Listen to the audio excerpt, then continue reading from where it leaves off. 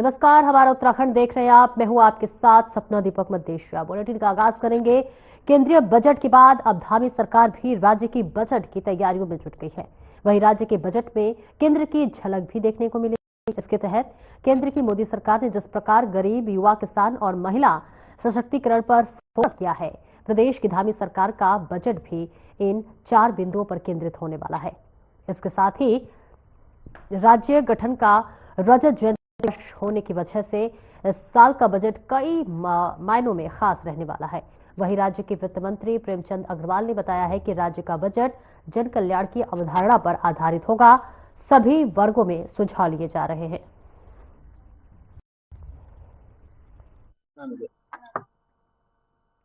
देखिए, मैंने एक परंपरा बनाई थी 2022 के बाद। माननीय धामी जी के मार्गदर्शन में हम लोग जब बजट पेश करते हैं उससे पहले तमाम हितधारक हम लोग संवाद करते हैं, और इसके अलावा हम लोग सामान्य जनता से भी उनके सुझाव मांगते हैं।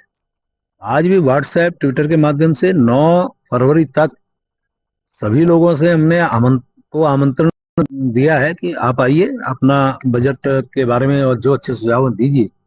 और हितधारकों के साथ मेरा बैठना हुआ था 31 जनवरी को देहरादून में, और 10 विभिन्न क्षेत्रों के, जिसमें पर्यटन से संबंधित, चार्टर्ड अकाउंटेंट, कृषि से संबंधित, उद्यान से संबंधित, शिक्षा से संबंधित और उद्योगों से संबंधित, महिलाओं से संबंधित, शिक्षा जगत से संबंधित, ऐसे 10 विभिन्न सेक्टर से मैंने लोगों को बुलाया था। फटाफट चलना मुझे। और वहीं उत्तराखंड सरकार के प्रयासों से 38वें राष्ट्रीय खेलों को और अधिक पर्यावरण अनुकूलन और स्वास्थ्यप्रद बनाने के लिए महाराणा प्रताप स्पोर्ट्स कॉम्प्लेक्स में जो है कोर टीम, वॉलंटियर्स और दर्शकों के लिए साइकिल सुविधा उपलब्ध कराई गई है।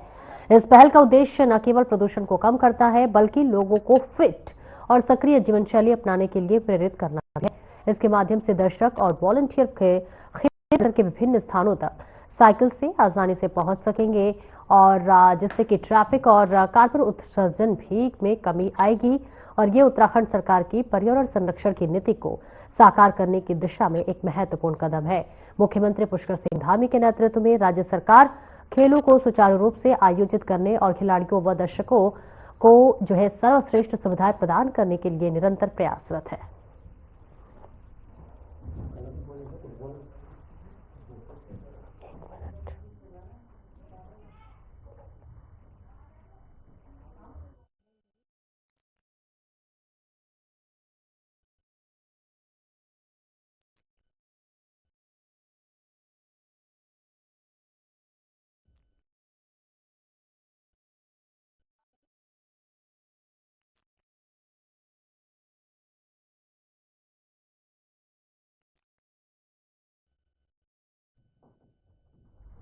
और आगे बढ़ेंगे, लेकिन उससे पहले देहरादून से एक बड़ी खबर सामने आ रही है, जहां आपको बता दें कि देश में मनाया जा रहा है सड़क सुरक्षा महीना। 35वें सड़क सुरक्षा महीने का शुभारंभ पुलिस लाइन में भी किया गया है शुभारंभ। मौके पर सैकड़ों पुलिसकर्मी मौजूद रहे। बड़ी जानकारी आपको दे रहे हैं, जहां पुलिस, मॉडल स्कूल के छात्र छात्रा भी यहां मौजूद रहे। बड़ी जानकारी दे रहे हैं, जहां पर पुलिस मॉडल स्कूल के छात्र छात्राएं भी यहां पर मौजूद रहे। बड़ी पहल देहरादून से ये बड़ी जानकारी। देश में सड़क सुरक्षा महीना मनाया जा रहा है। 35वें सड़क सुरक्षा महीने का शुभारंभ हो चुका है। पुलिस लाइन में इसका शुभारंभ किया गया है। मौके पर कई पुलिसकर्मी मौजूद रहे। पुलिस मॉडल स्कूल के छात्र छात्राएं भी इस पूरे कार्यक्रम में मौजूद रहे। तो देश में देखिए, आज सड़क सुरक्षा मनाया जा रहा है। 35वें सड़क सुरक्षा महीने का शुभारंभ हो चुका है और पुलिस लाइन में देखिए शुभारंभ किया गया है। देहरादून से तस्वीरें आपको दिखाएंगे, लेकिन इस बीच ये बड़ी जानकारी आपको बता दें, जहां मौके पर सैकड़ों पुलिसकर्मी इस पूरे आयोजन में शामिल, छात्र छात्राएं भी शामिल हुए। देहरादून से ये बड़ी जानकारी, जहां आज सड़क सुरक्षा माह मनाया जा रहा है। 35वें सड़क सुरक्षा माह का शुभारंभ पुलिस लाइन में कर दिया गया है। तमाम छात्र छात्राएं मौजूद रहे और इसके साथ ही साथ मौके पर सैकड़ों पुलिसकर्मी भी मौजूद रहे। पुलिस मॉडल स्कूल में पूरे कार्यक्रम का आयोजन किया गया है। छात्र छात्राओं को जागरूक किया जा रहा है कि किस तरह से सड़क को सुरक्षा जो माह है उसके अंतर्गत यातायात को लेकर भी, कई ट्रैफिक नियमों को भी लेकर भी छात्र छात्राओं को इसके लिए जागरूक किया जा रहा है और उसके लिए छात्र छात्राओं को बताया जा रहा है। देखिए, इस पूरे कार्यक्रम में सैकड़ों पुलिसकर्मी भी मौजूद रहे, जो छात्र छात्राओं को ट्रैफिक से संबंधित तमाम दिशा निर्देश भी देते हुए नजर आए। पुलिस लाइन में इस पूरे कार्यक्रम का आयोजन किया गया था और इस बीच ये बड़ी जानकारी देहरादून से, जहां पुलिस मॉडल स्कूल के छात्र छात्राएं भी इस कार्यक्रम में मौजूद रहे।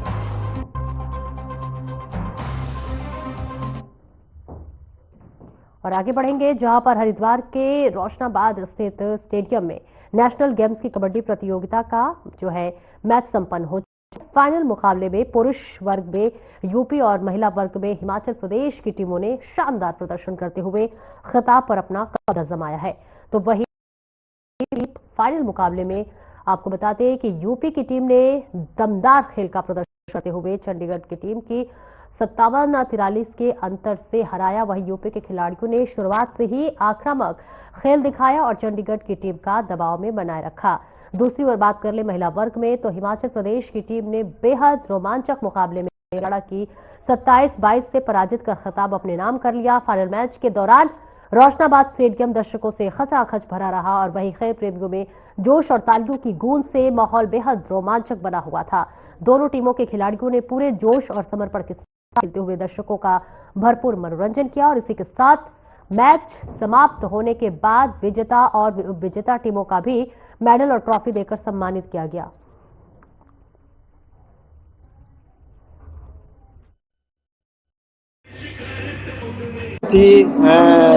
मेरी टीम ने और कोचेज ने, तो आज वो काम आई है, सफल हुई है। नेशनल गेम्स में गोल्ड मेडल लेना बहुत बड़ा इवेंट, मतलब बहुत बड़ी खुशी है नेशनल गेम में गोल्ड जीतना। मैं इस चीज से ज्यादा कुछ नहीं कहूंगा।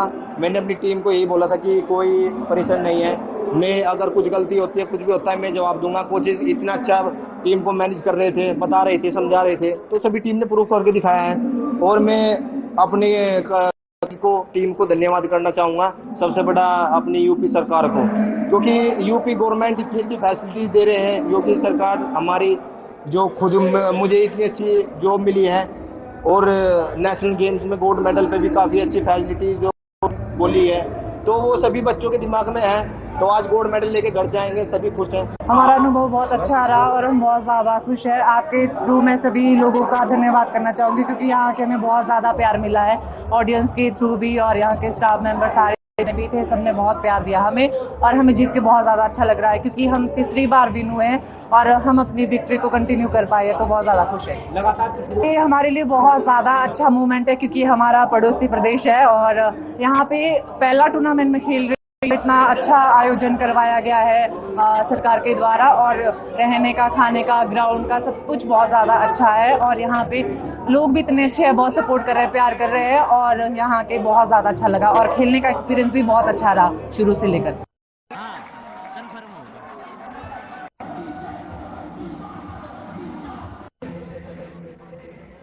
और वहीं राजधानी देहरादून में जिलाधिकारी सविन बंसल ने दिव्यांगों और बुजुर्गों की सहायता के लिए ठोस पहल किए जाने के निर्देश दिए हैं। उन्होंने कहा है कि समस्याओं को लेकर कलेक्ट्रेट में और तहसील में पहुंचने वाले बुजुर्ग दिव्यांग परिवारों के लिए डेडिकेटेड वाहन सुविधा मुहैया कराई जाएगी।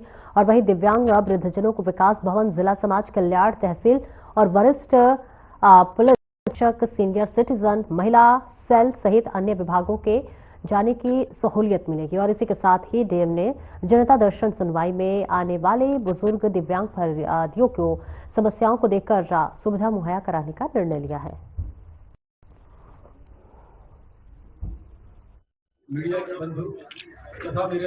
एक डेडिकेटेड वाहन का ऑर्डर प्लेस कर दिया गया है।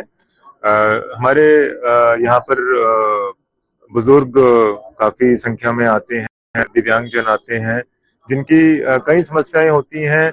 विमेन सेल में उनको एस्कॉर्ट करना पड़ता है, सीनियर सिटीजन सेल में भेजना पड़ता है, विकास भवन में हमारे जितने भी social benefit schemes related departments हैं उनके यहाँ भेजना पड़ता है, समाज कल्याण ऑफिस है या अन्य हमारे जितने भी जनपद में विभाग हैं। तो अमूमन ये देखा गया है कि बहुत से केसेस में उनके साथ कोई सहायक नहीं होता या उनके पास नहीं होता जाने का, तो उनको फैसिलिटेट करने के लिए ये सुविधा विकसित की गई है और विद इन 10 और 15 days this will be operation.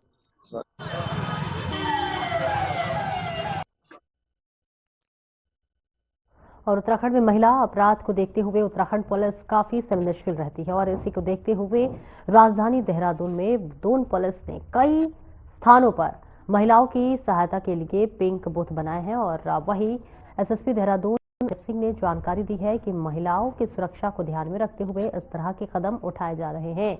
वहीं कई मामलों में महिलाएं थाना या फिर चौकी आने में थोड़ा डर महसूस करती हैं और इसी को ध्यान में रखते हुए दून पुलिस ने कई स्थानों पर महिलाओं की सहायता के पिंक बूथ बनाए हैं और जहां पर महिलाएं आसानी से अपनी समस्या या परेशानी को आकर पुलिस को बता सके, जिस पर पुलिस तुरंत कार्रवाई कर सके, साथ ही महिलाओं की सुरक्षा भी बेहतर हो सके।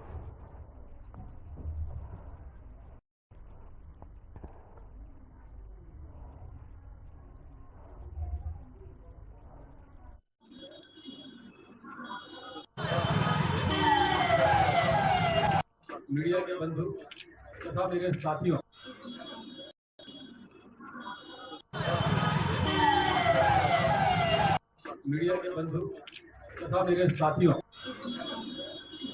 सभी खासकर जो सेनाई चौक पर कोतवाली पलटन बाजार में है, वहां पर जो भी महिला की बहुत सारी ऐसी छोटी छोटी उनकी शिकायतें जो वो थाने चौकी पर आने में थोड़ा संकोच करते हैं, तो वो अपनी शिकायतों को वर्बली भी बता देते हैं और रिटर्न बताते हैं। तो वहां से वो हमारे जो महिला कांस्टेबल है वो संबंधित थाने को वहां पर इंटीमेट कर देते हैं और जिससे कि हमारी चिता पुलिस है अटेंड कर ले। तो ये सिस्टम अभी शुरू हुआ है और भी स्थानों को चिन्हित किया गया है। तो थाना क्षेत्रों में जहाँ लगता है आवश्यकता है पिंक बूथ की, उनको भी आने वाले फेज में हम उसको अगले माह तक कोशिश है कि उनको उन जगहों पर लगा दिया जाए।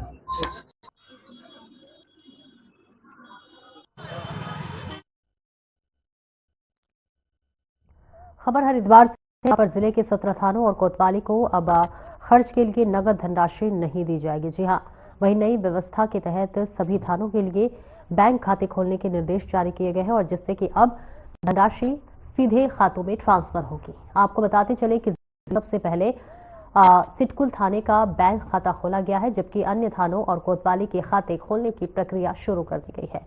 वहीं अब तक पुलिस टीमों को अपराधियों की धरपकड़ और दबिश के लिए नकद धनराशि दी जाती थी, लेकिन अब इस व्यवस्था को पारदर्शी और प्रभावी बनाने के लिए डिजिटल ट्रांजैक्शन को अपनाया जा रहा है।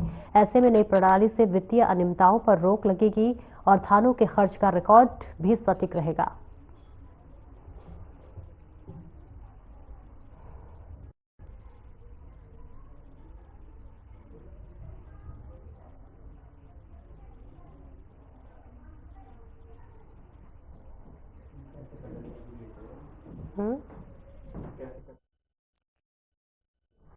आगे बढ़ेंगे जहां उत्तराखंड मुख्यमंत्री पुष्कर सिंह धामी ने दिल्ली विधानसभा चुनाव प्रचार के दौरान बीजेपी प्रत्याशियों के पक्ष में जबरदस्त प्रचार किया है। इस बीच आपको यह भी बताते चले कि उन्होंने दबाना में बीजेपी प्रत्याशी रविंद्र कुमार के समर्थन में जनता को संबोधित किया। उत्तम नगर में बीजेपी प्रत्याशी पवन शर्मा के समर्थन में जनसंपर्क कर लोगों से बीजेपी को प्रचंड बहुमत से जिताने की अपील भी की है। सीएम धामी ने अपने संबोधन में आम आदमी पार्टी और कांग्रेस पर तीखा प्रहार करते हुए कहा है कि खोखले वादों और जनता को ठगने की दुकान अब बंद होने जा रही है। साथ ही सीएम ने कहा है कि दिल्ली की जनता अब भ्रष्टाचार और कुशासन से उब चुकी है और इस बार बीजेपी की डबल इंजन सरकार बनने के लिए पूरी तरह से तैयार है।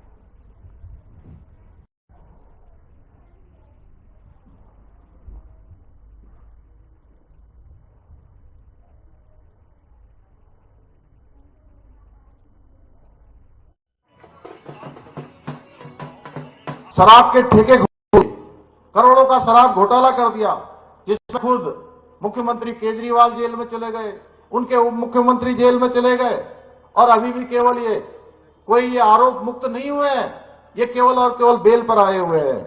24 घंटे इन्होंने कहा था हम पानी देने का इन्होंने वायदा किया था, लेकिन दिल्ली जल बोर्ड में 28,000 करोड़ का घोटाला करके आज भी दिल्ली की 40% आबादी दिल्ली वासियों को टैंकर के हवाले कर दिया।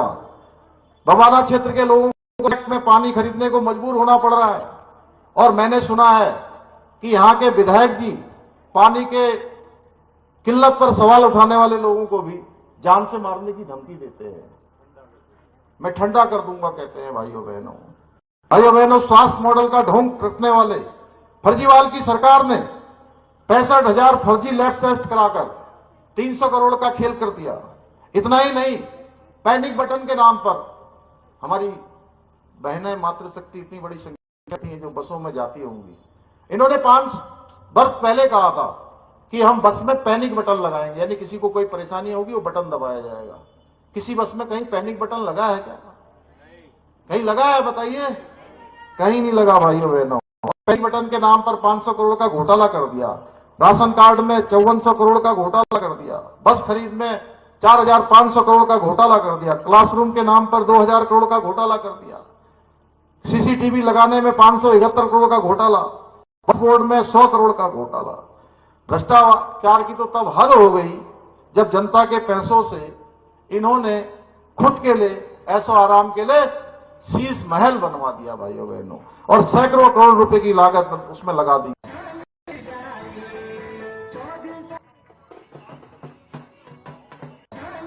और संसद में वित्त मंत्री निर्मला सीतारमण ने मोदी सरकार का बजट पेश किया है।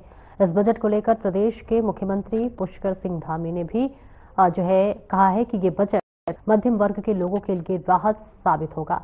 धामी ने एक तरफ जहां बजट को लेकर मोदी सरकार की तारीफ की है, तो वहीं दूसरी तरफ उत्तराखंड के लोगों से मिली जुली प्रतिक्रिया देखने को मिल रही है।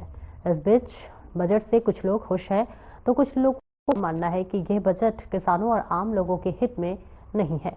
आम बजट 2025 की कुछ लोग इस देश की प्रगति को रफ्तार देने वाला बजट बता रहे हैं, तो वहीं कुछ लोग इस बजट में निराश भी हैं, क्योंकि उनका मानना है कि इस साल के बजट में मध्यम वर्ग को टैक्स से मिली छूट के अलावा कुछ नहीं दिया गया है।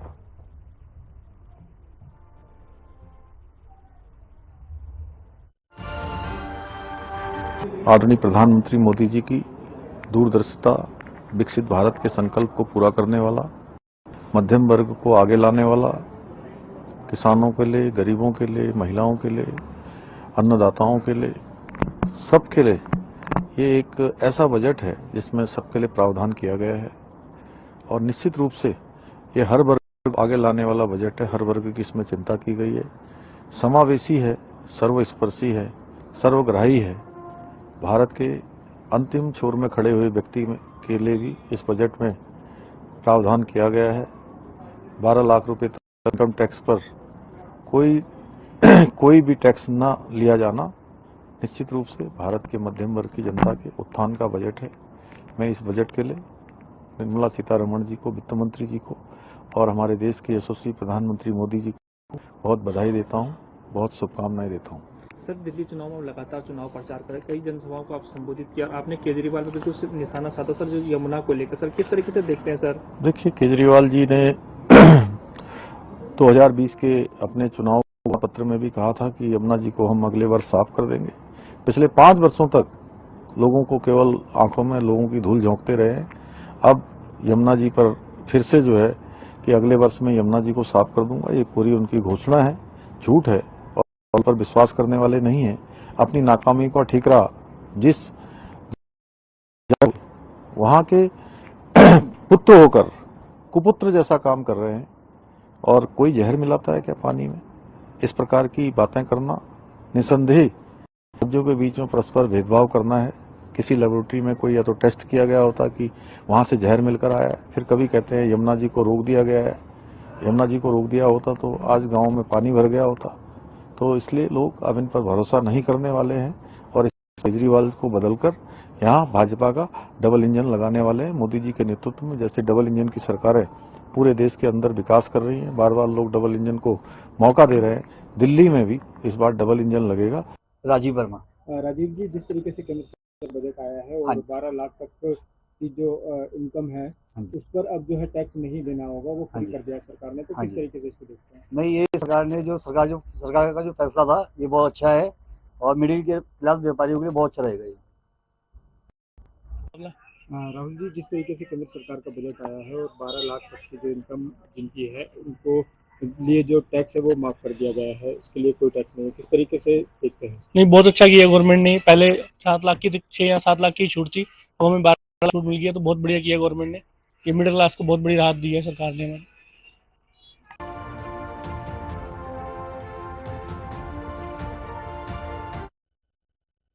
और केंद्रीय वित्त मंत्री निर्मला सीतारमण ने आम बजट पेश कर दिया है। इस बजट में किसान, महिला और युवा समेत हर वर्ग के लोगों को समाहित किया गया है। खास बात यह है कि टैक्स स्लैब में बड़ा बदलाव किया गया है। बताते चले कि अब 12 लाख रुपए सालाना इनकम पर कोई टैक्स नहीं लगेगा। और ये आम बजट पेश होने के बाद उत्तराखंड के वित्त मंत्री प्रेमचंद अग्रवाल ने अपनी प्रतिक्रिया दी है।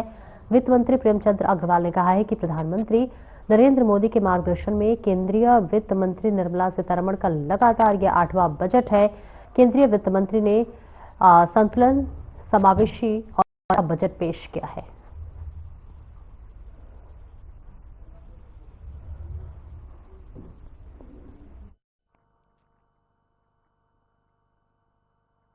देखिए, हमारे देश के यशस्वी प्रधानमंत्री आदरणीय मोदी जी के मार्गदर्शन में और जिस प्रकार से एनडीए की तीसरी सरकार जिसका नेतृत्व आदरणीय मोदी साहब कर रहे हैं, उस सरकार का ये पहला बजट और सीतारमण जी का ये लगातार 8वां बजट है। मुझे लगता है कि जिस प्रकार से उन्होंने हर वर्ग को साधने का काम किया, यदि एक सेंटेंस में कहूं तो ये बहुत ही संतुलित, बहुत ही समावेशी, सर्वग्राही, सर्वस्पर्शी बजट में कह रहा हूं। मध्यम वर्गीय की बात करें, कृषि की बात करें, चिकित्सा की बात करें, शिक्षा की बात करें, पर्यटन की बात करें और उसके साथ वर्गों की बात करें, चाहे महिलाओं का हो विषय, चाहे युवाओं का विषय हो या फिर रक्षा की बात करें, किसी भी मंत्रालय के या उनके विभाग की बात करें, सभी में एक अच्छा प्रावधान करने का काम, एक अच्छा बजट देने का काम माननीय निर्मला सीतारमण जी ने किया है।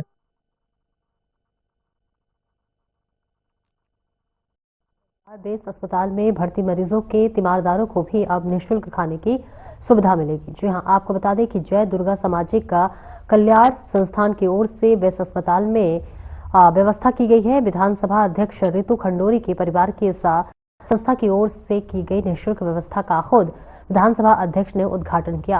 इस दौरान रितु खंडूरी ने कहा कि आने वाले दिनों में वे निःशुल्क दवाइयों की व्यवस्था भी मरीजों के लिए करेंगी।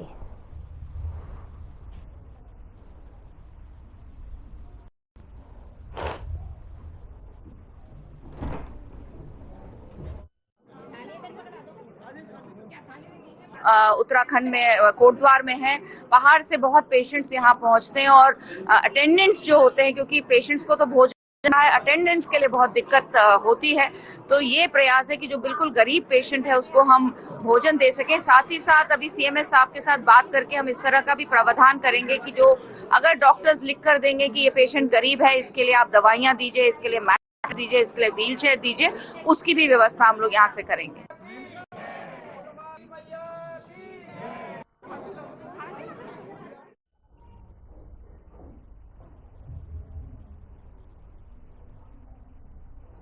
फिलहाल इस बुलेटिन में इतना ही। नमस्कार।